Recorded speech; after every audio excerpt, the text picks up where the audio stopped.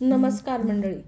जगावेगळे जगावेगळे अष्टावक्र संहिता मूळ संस्कृत सूत्रांचे पद्य रूपांतरण गद्य विस्तारासहित श्री नारायण पाटणकर रत्नागिरी लिखित भाग 9 प्रकरण 3 आत्मज्ञानामुळे आसक्ती नाश. सूत्र क्रमांक 1. अविनाशी एकलाची हा आत्मा तू जरी जाणसी, अज्ञानी असूनही अर्थार्जनी तुझ कारती. विस्तार. शुद्ध चैतन्याचा बोध राजा जनकाला झाला. तो बोध अनेक प्रकारे त्याने अष्टावक्र महामुनींना सांगितला. त्यांच्या उपदेशाने सर्व जग ही आत्मसत्ताच असल्याची प्रचिती त्याला आली. तरीही अष्टावक्र मुनी राजा जनकाला झालेला बोध शाब्दिक आहे की त्याला खरोखर ज्ञानबोध झाला आहे याची उलट तपासणी घेत आहेत. तेव्हा ते विचारत आहेत की अरे राजा, जर आत्मा केवळ एकमेव अविनाशी असून त्याची सर्व व्यापक सत्ता तू असल्याचे अनुभवित आहेस, तर अजूनही तुला अर्थार्जनात गोडी प्रीती का वाटते? तुला आसक्तीने अद्याप ग्रासले आहे किंवा कसे? सूत्र 2. भ्रममिथ्या खरे ऐसे आत्म अज्ञानी वाटते, शिंपीत चांदीचे तैसे रूप मूर्खासी भासते. विस्तार. पुढे म्हणतात की अरे राजा जनका, आत्म्याचे यथा तथ्य ज्ञान नसलेल्यालाच सर्व मिथ्या भ्रम यात सत्य असल्याचा भास होतो. असा अज्ञानीच भ्रमाला भ्रम, असत्याला असत्य म्हणून जाणीत नाही, स्वीकारित नाही. वास्तवात ही मूर्खता आहे. अशी मूर्खता किंवा अज्ञान यामुळे शिंपल्यामध्ये चांदीचा भास होतो. मात्र सत्य ज्ञानाअभावी याला भास न समजता शिंपल्यात खरोखरच चांदी असल्यासारखे वर्तन लोभी माणसाचे असते. असत्य मिथ्या या बाबतची प्रीती आसक्ती हे लोभी किंवा मूर्खाचे लक्षण आहे. तू सुद्धा जर तुला आत्मज्ञान झाले असे म्हणतोस, तर धन संपत्ती याबाबत अद्याप तुझ्यामध्ये ईर्षणा शिल्लक कशी काय आहे? धनाबाबत लोभ आसक्ती यातून तू अद्याप मुक्त का नाहीस? ध्यानात घ्या. राजा जनकाला असे अडचणीचे प्रश्न विचारून त्याला झालेल्या आत्मज्ञानाची खात्रीच अष्टावक्र मुनी करून घेत आहेत. या साऱ्या प्रश्नांना राजा जनक पुढे यथायोग्य उत्तर देणार आहेत. सूत्र क्रमांक 3. तरंगरूप विश्व हे आत्मसागरी दिसे, मानुनी स्वयेची तेच धावका तू घेतसे. विस्तार. अरे राजा जनका, जर आत्मसत्तेतूनच सर्व काही प्रगटले असल्याने आत्मसत्तेखेरीज सारे काही मिथ्या भ्रम अज्ञान आहे हे तू जाणतोस, तर आत्मसागरोद्भव तरंगसदृश्य विश्वाला खरे समजण्याची चूक तुझ्याकडून होतेच कशी? नव्हे, तू स्वतःला ते भ्रामक विश्व असल्याचे का व कसे मानू शकतोस? जर तू आत्मा असल्याची तुला खात्री आहे, पर्यायाने सर्व काही तुझ्यातून निर्माण होणारे, तुझ्या आधारावर स्थिर असणारे आणि पुन्हा तुझ्यात लय पावणारे, तसेच तुझ्यातून पुनःप्रत्ययाला येणारे असे आहे. याचे ज्ञान तुला झाले आहे, तर आता तू नेमके काय व कशासाठी शोधित वेड्यासारखा दीनदुबळ्यासारखा मूर्खतापूर्ण धावाधाव करीत आहेस? शोधायचे त्याचा शोध म्हणजे जर तूच आहेस, तर आता तू स्थिर अचल सहज भावे असावयास नको काय? मिथ्या जगाला मी समजण्याची चूक तू कशी काय करू शकतोस? राजा जनक शूद्र वासनामय जगाचा त्याग करून अंतरंगात स्थिर चित्त झाला आहे अथवा नाही याची खात्री अष्टावक्र मुनी या अवशा अनेक प्रश्नांचा भडीमार करून त्यांची राजा जनकाकडून योग्य उत्तरे मिळवून करून घेत आहेत. सूत्र क्रमांक 4. जाणुनी शुद्ध चैतन्य आत्म्यासी अतिसुंदर, तरी का विषय लोलूपी आसक्त असती जन. विस्तार. वास्तवात शुद्ध चैतन्य प्रकाशमय चितघन असे आत्म्याचे अतीव सुंदर रूप असल्याचे जाणून सुद्धा विषयलोलूप आसक्त होऊन असे जाणकार म्हणवणारेही पुन्हा पुन्हा कामवश का व कसे होतात? धारण योग्य काय हे जाणूनही अशा आत्मतत्वाकडे दुर्लक्ष करून कसे काय तुझ्यासारखे ज्ञानी म्हणवणारेही इंद्रियोपभोगात डुंबत राहतात? जर एखादा अज्ञानी माणूस इंद्रिय सुखात मग्न राहिला तर समजू शकेल, तेव्हा त्याला उच्चतम आत्मसुख न कवसल्याने तो तसा आकामासक्त राहत असेल. परंतु ज्ञानी आत्मसुख प्राप्त झालेलाही जर आत्मसत्ता व आत्मसौंदर्य नाकारून इंद्रिय सुखात जे क्षणिक व विकारी आहे दंग असेल तर त्याला काय म्हणावे?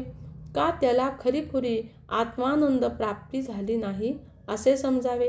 कदाचित केवळ त्याची व आत्मसुखाची ओळख शाब्दिकच असेल.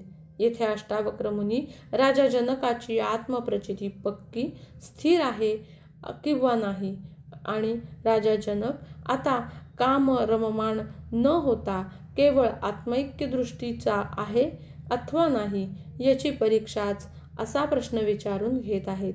राजा जनक अंतरंगातून क्षुद्र वासनामय विश्वाच्या मोहातून पूर्ण अलिप्त झाला आहे अथवा त्या नाही हेच अष्टावक्र महामुनी पडताळून पाहत आहेत. सूत्र क्रमांक 5. प्राणिमात्री वसे आत्मा आत्म्यातच प्राणिमात्रही जाणुनी गुंतती कैसे ममत्वी मुनीही तरी. विस्तार. सर्व प्राणिमात्रात एकच एक आत्मचैतन्य वसते आणि सर्व प्राणिमात्र आत्मचैतन्यातच दृग्गोचर होतात. हे सारे जाणणारे मुनी देखील नव्हे जेव्हा काही व्यक्तीबाबत विशेष ममता प्रेम दाखवतात तेव्हा त्यांच्या ज्ञानाबाबत शंकाच निर्माण होते. अर्थात खरे आश्चर्य वाटते ते हे की असे काय एकाच आत्मचैतन्याने विनटलेल्या सर्व प्राणिमात्राबाबत भेदाभेदयुक्त विशेष वेगळेपणाने प्रेम असू शकते. ज्ञानी जाणते म्हणवणाऱ्या ऋषीमुनीत सुद्धा अष्टावक्र मुनी अशा पढत पंडितांना वास्तव ज्ञानी म्हणून मान्यता देत नाहीत.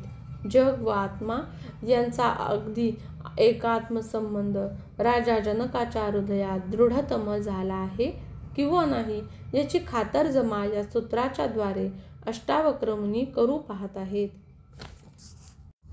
सूत्र क्रमांक 6. अद्वैत परम प्राप्ती साधुनी मोक्षासी उत्सुक ऐसा पुरुषही कैसा विकलतो काम इच्छुक. विस्तार. वास्तवात आत्मज्ञानाशिवाय मुक्ती मिळत नाही. आत्मज्ञानात सृष्टी आणि आत्मा येथील भेद नष्ट होतो व तशी अभेदपूर्ण अद्वैती दृष्टी व जाणीव यांची प्राप्ती होते. आता असा हा अद्वैती जाणीवेतला व अभेद दृष्टीचा पुरुष खरोखरी मोक्षाच्या अंतिम ध्येयाकडे अग्रेसर असतो. याला सविकल्प समाधी म्हणतात. येथे इच्छा व पर्याय अद्याप कायम असतात. हा मोक्षाला इच्छुक तयारी पूर्ण असलेला पुरुष असला तरीही संस्कार, मन, बुद्धी, चित्त हे बीजरूपाने अद्याप अस्तित्वात असतातच. परंतु ज्ञानी पुरुष जेव्हा निर्विकल्प समाधीत प्रवेश करतो तेव्हा संस्कार, मन, बुद्धी, चित्त निर्बीज होतात. त्यांचे अस्तित्वही पुसून जाते. अशा वेळी पुन्हा सृष्टीत येण्याची शक्यता उरत नाही. हीच मुक्तावस्था असते. तर असे हे मुक्तावस्थेला सर्वस्वी पात्र परंतु पूर्णतया मोक्ष न झालेले मोक्षाच्या उंबरठ्याशी निर्बीजतेच्या अंतिम पायरीशी जाऊनही येथेच कामक्रीडेच्या कामविकारांच्या लोभाने पाठी येतात. सबीज समाधीतून निर्बीज समाधीत प्रवेशून पूर्ण मोक्ष प्राप्ती न साधताच पाठी येतात. हे खरोखरच आश्चर्यकारक आहे. ज्ञान आहे पण मोक्ष नाही. कारण कामक्रीडेची ओढ अस्तित्वात आहे. याला नेमके काय म्हणावे? याला अद्याप आत्मज्ञान झालेलेच नाही असेच म्हणावे लागेल. मग हा तर निव्वळ भ्रमच म्हणावा लागेल. सूत्र क्रमांक 7. जाणुनी काम हा परमज्ञान रिपू असे, अंतकाळ समीप मनुज काम रत तरी असे. विस्तार. वासना अनेकानेक असल्या तरीही कामवासना सर्वात प्रबळ असते. अंतकाळ समीप आलेला पुरुष सुद्धा कामवासनेत रत गुंतलेला असतो. ही कामवासनाच पुरुषाला दुर्बल असहाय्य करते. ऋषीमुनी, देवदेवता यांना आणि ज्ञानी पुरुषालाही परमज्ञानाचा शत्रू कामवासना आहे याची पूर्ण जाणीव असते. तरीही ते या कामरतीत, कामैक्य बुद्धीत गुरफटतात हे आश्चर्यकारकच आहे. काम ही प्रबळ शक्तिशाली ऊर्जा आहे. ऊर्जेला दाबून टाकता येत नाही किंवा ती नष्टही करता येत नाही. मात्र तिचे रूपांतरण शक्य आहे. तिचे उन्नयन, उच्चतम रूपांतरण शक्य आहे. सर्व सृष्टी कामोद्भवच आहे. या कामोर्जेचे उच्च परिणित रूप म्हणजेच मोक्ष आहे. राजा जनकाला अष्टावक्र मुनी 3 प्रकारे सावध करतात. प्रथम ते म्हणतात की अंतकाल समीप आलेला दुबळा माणूसही कामपीडेत असतो हे आश्चर्यच आहे. तसेच ज्ञानप्राप्ती झालेला माणूसही कामोत्सुक असतो हेही आश्चर्य आहे. अगदी ऋषीमुनीही आत्म्याचे परमसौंदर्य जाणून सुद्धा कामपतित होतात. म्हणजेच मी म्हणणारे असामान्य ते मृत्यू समीप पोहोच आलेले दुर्बल म्हणजेच प्रायशः सर्वच या काम ऊर्जेला बळी पडतात. त्यांनाही या ऊर्जेचे उच्च परिणित रूप साध्य होत नाही. आत्मज्ञान एका क्षणाला झाले तरीही तत्पूर्वी अनेक वर्षांचे झाले असलेले संस्कार, षड्विकारांचे बंध इतके मजबूत असतात की परमज्ञान ओळख होऊनही त्यात अज्ञानातच निर्विकल्पता, निर्बीजता साधून केवळ मोक्षरूप होऊन राहणे अगदी विरळा कोणी शक्य करून दाखवतो. आत्मैक्य ज्ञान झालेला त्या ज्ञानातच ज्ञानरूप, मोक्षरूप होऊन राहणे म्हणजेच शक्तिशाली काम ऊर्जेचे परिणित उन्नयन. जर हे साधले नाही तर ज्ञान झाले असे म्हणणे फोल आहे, ती शाब्दिक वटवट आहे. सूत्र क्रमांक 8. इह परलोक भोगासी विवेकी दूर सारतो, मुमुक्षी तरिकाभिरू मोक्षा प्रतिराहतो. विस्तार. ज्ञानी माणूस नित्य अनित्य यांची जाण असलेला असतो. त्यामुळेच तो इह आणि परलोक यातील सुखोपभोग जे पुन्हा जन्म घेण्यास भाग पाडतात यापासून दूर राहतो. म्हणजेच खरे तर तो मोक्षाची इच्छा असलेला किंवा निदान सहज मुक्तीचा चाहता असतो. असे असतानाही तो मोक्षापासून मनाने दूर का राहतो? त्याला मोक्षाची भीती का वाटते? मोक्ष म्हणजे लय होय, आपल्या व्यक्तित्वाचा अंत होईल या कल्पनेनेच तो भिवून जातो. मोक्ष याचा अर्थ पूर्णत्वात पूर्णपणे असणे असा असताना ज्ञानी माणूसही शांतता सोडून अनंतत्व सहज साध्य असताना खरोखरी अटीतटीच्या निर्वाणीच्या क्षणी मोक्षाला नकार का देतो? का भीतो तो मोक्षाला? त्याची ही भीती त्याचे आत्मज्ञान वरवरचे दिखाऊ असते याचेच निदर्शक नव्हे काय? पूर्ण स्वतंत्रता, मुक्ती आकर्षक आणि घाबरविणारीही अशी एकाच वेळी असते. येथे भोग नसतात.